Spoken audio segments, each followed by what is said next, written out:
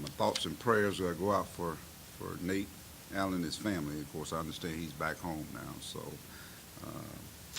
just he's really in our thoughts and prayers. He has a complete healing, and hopefully he's in all you guys' prayers. Okay. This time of the year, it's basketball season, and I can tell. I set my alarm for a certain time, and I wake up around 5 o'clock in the morning, and my mind is racing. It's racing about things that we need to get done, things we got to get done to get better. With this basketball team, we certainly have a lot of experience coming back. With 6 guys that are seniors, and then you had CJ and Adrio, but then you also got some new parts to it as well. And I think the sooner we get those guys to mesh with the older guys, then I think we got a chance to have a real special team. I really believe that. But the process is ongoing, and people got a chance to see glimpses of that in the red-white game, which I look at as being just a kind of like a glorified just scrimmage, guys. And so I don't put a whole lot into it. But at the same time, you can see there's some potential there, some possibilities in terms of different lineups. We got some more versatile parts to go with what we're doing. We're a little more athletic, but now we kind of zero in now on how we want to play and who are going to be those guys that are going to be playing. And that's what the playing season, the exhibition season, gives you an opportunity to really work with a lot of different combinations and see guys under the lights, camera, and action, with fans, and you're playing someone other than yourself. So to me, it'll give me a gauge of guys as they go out and maybe get their nerves out, get the high school guys, get their nerves out, even to get returning guys, because remember, we got some guys now that are returning in different roles now. For instance, a guy like Trey Thompson, he's always been a complimentary player, and he's done well in each and every year. I think he's taken on a bigger and bigger role on our team. Well, this year, he's got one of the bigger roles now, and hopefully that's going to be one that's going to be a leader for our basketball team, and continue to do the things that he does to impact a basketball team. When you look at Macon and Barford, those guys came in as as junior college All-Americans, and now they're trying to make the transitions to major college basketball, and I thought they did, and they did it in a pretty good way. And now they are guys that now there's going to be targets on them, as they've gone out and represented us at the SEC Media Day. And of course, I think it's a great opportunity for those guys to continue to show what they're capable of doing. So again, you got a lot of different guys now going to be in different roles, but we're looking forward to playing Central Oklahoma, coached by Tom Hankins, a young man that I know he's from Tulsa. I used to coach at Oral Roberts, and it's a team that's going to come in here with nothing to lose. They got a lot of transfers. I think they won like 17 games last year. They returned about 4 or 5 guys. So it's an opportunity for us to play someone other than ourselves, and so I'm looking to see, who does what with the minutes that they're given. And I always look for efficiency.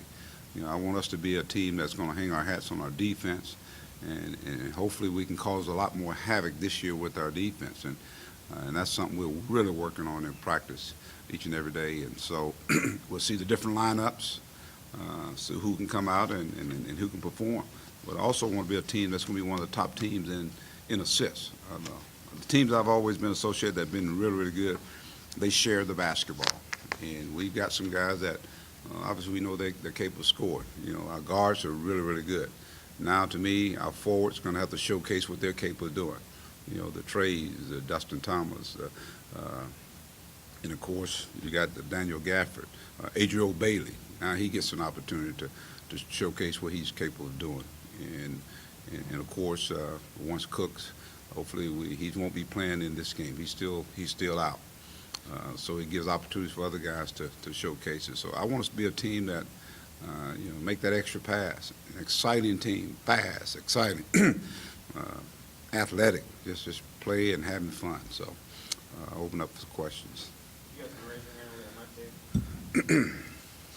We got Mike. Mike, you got any idea who you're going to start And when you substitute, will you maybe like 5 for 5, or will it be more like a real game substitution pattern? I ought to let you make that decision, Bob. That would be fun, wouldn't it, huh? You don't. And right now, I don't know who's going to start it. It'd be a game time. It probably be quite a few of the guys that have been here, I think. But I hadn't really just pinpoint who's going to start. But you can probably pencil in Darrell and Barford, possibly Anton, Trey, and I don't know where I'm going from there. So, but I hadn't said in my mind who's going to start. But you'll see some platoon. That's what you're talking about. You'll see some of that platoon just to see how guys work with one another, and then it probably calm down in the second half where we put the guys out there that that are going to be, I think, the core guys. You always got to have that core group of probably about 8 or 9 guys. And but with this team here, I mean, you keep going on down the line. You got multiple guys that can. I don't think there's a whole lot of difference in some of the talent level in some of these guys, and so therefore this is an opportunity for me to put those guys out there and see what they're capable of doing. Kind of like you talked about, obviously it's an exhibition, so it gives you a chance to sort of experiment with different lineups. Have you and the staff talked about when the season starts whether you'll want to stagger like Jalen and Darrell's minutes to make sure that one of them's on the court at all times? I ain't that smart enough. Nah, I figured that out a long time ago. It's hard to put 5 and 5. You got to have some. You got to have some. Whether it don't have to be Jalen or Darrell. It could be Anton. It could be, it could be Trey out there with somebody else. So we'll. I think you saw more of that even last year. The hardest thing sometimes to do is to platoon them. But there are some times you put them out there and things. They do a good job. So, but I think the more depth we have, I think the better our basketball team's going to be. Coach, what impressed you the most from Daniel Gafford in the red-white game? I keep saying, his energy for a guy that size, athletic. He does what we ask him to do. He's going to outrun most big guys down the floor. And the biggest thing we're going to need is not only just Daniel, but we're going to need other guys to do it. But he rebounds the basketball, and he rebounds it up. He rebounds above the rim. And if he's going to catch anything around that basket, he's trying to dunk it. I love that part about it. But I just love his energy, and I love that he's a sponge. He wants to continue to get better. He's listening in on everything that we're doing, and since he's been here, since this summer, he's gotten better. Since this fall, to this point where we are, the things he's been doing in practice, you saw some of that on display. And so he's just got to continue to work and get stronger and just figure things out as we go. Coach, how do you measure success of your program? Do you measure it by playing good every year, or by the ultimate goal of winning the SEC? What now? How do you measure success of your program? Do you measure success by playing good every year, or by winning the SEC tournament? I think when you build your program, especially when I got here where it was, you want to get better each and every year. And so I want to get better from last year. And to me, that's the biggest. And then, of course, playing some of our best basketball at the end of the year. I think that's the biggest key. Obviously, to do what I want to do, which is win a national championship, you got to be lucky. You got to be good, first of all. And you got to be lucky. You got to be free of injuries, things of that nature. But I just think when you got a team that's going to go out there and give everything they got each and every night, to me that's part of it. But then not only that, what are they doing in the classroom? Are guys graduating? Are they good citizens in the community? And obviously, we've had some kids that, they're all going to make mistakes. But how do we deal with that? So I think when you add up all that, and you get a feel for what the program is all about. And I just think, for us this year to be invited to the PK 80, the Field Night 80, that's a big-time statement. People might not write that, but it's a big-time statement. That's how it used to be when Arkansas was revving around college basketball. And now it's up to us to take it to that next level, and that's why we're dialed in. So I just think we continue to trend in the right direction each and every year. Even when we had the 16-16 year, we didn't back away from doing what we always have done.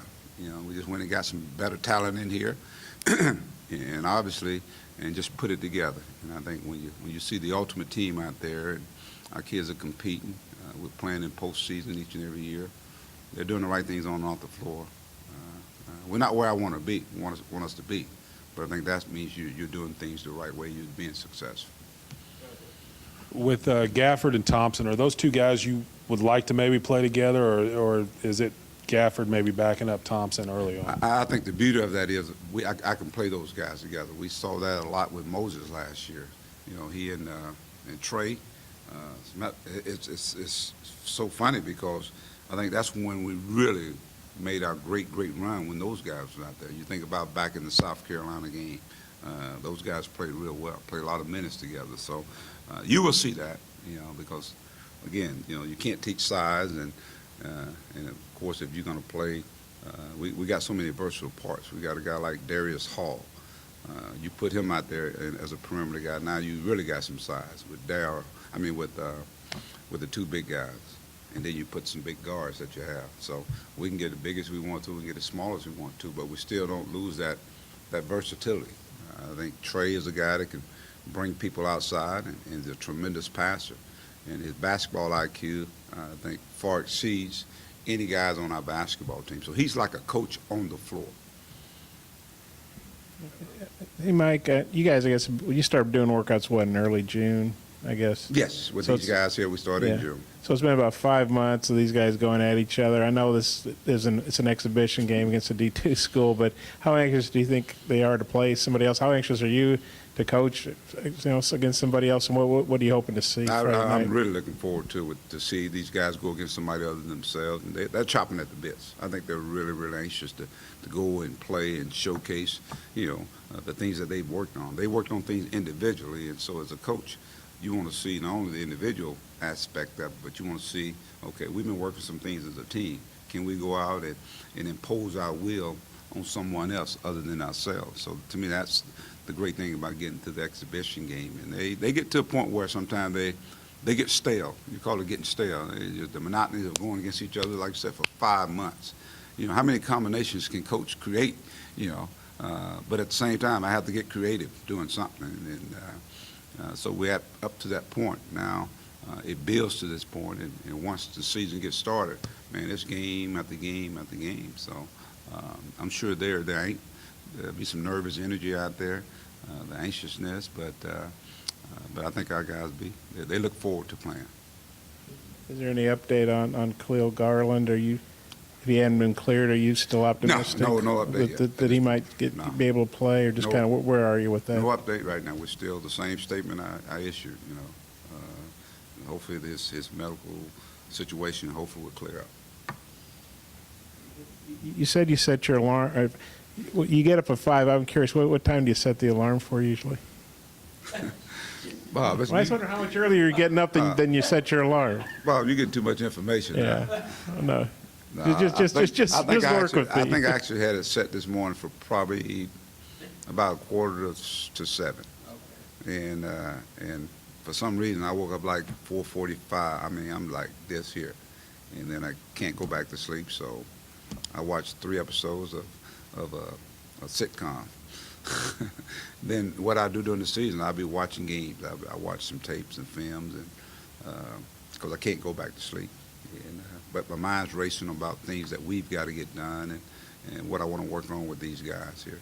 So it just, like I said, I mean, when you've been doing it for so long, it's just your body, it just tells you the leaves are changing, it's getting cooler outside. So that means basketball season is right here. Anything else, Coach? Right on, Bob. Pass the mic, Bob. What sitcom? Huh? What sitcom were you watching? Bill Soccer from Europe? Huh? Bill Soccer. What sitcom? Yeah. What show were you watching? Huh? What show were you watching? I when was you woke up? watching a sitcom called Blackish. Okay. It's called Blackish. It's really Oh. funny. You guys have maybe only 10 scholarship guys at the beginning of the year. Like if Orlando can't go and Say it again now. We what now? if Orlando and Khalil can't go at the beginning of the year, you only have like 10 scholarship guys. How confident are you maybe that Gabe is somebody who can contribute, and where do you see him fitting in? Because he's He would kind of be a combo 11, guy. right? That would be 11, right? Would that be? I mean, Jalen has to sit Okay, out. that's right. So that's 10? Yeah. So what you're saying, how comfortable I would be? With Gabe, like, is he at a point where he could maybe play I'll and tell you what, contribute? he's really come on. He took a fall the other day, and I thought it kind of set him back a little bit, but he fell on his back, and I mean, it was really, he was out for a couple of days, but no, I just think with what he brings to the table, a guy's size, he can really move his feet and guard, and the thing I love about it, he's not afraid, so no, I wouldn't be afraid at all putting him out there, and he can spare some guys a couple of minutes. No, I'm not, I wouldn't be afraid of any of these guys going out there, so that's why I said, you know, with some guys that are out right now, it provides these other guys opportunities to really have a chance to play. And like I said, we'll jump right into that schedule real quick, so it'll be some valuable playing time for it. Anything else? All right, thanks. Thank you, gentlemen.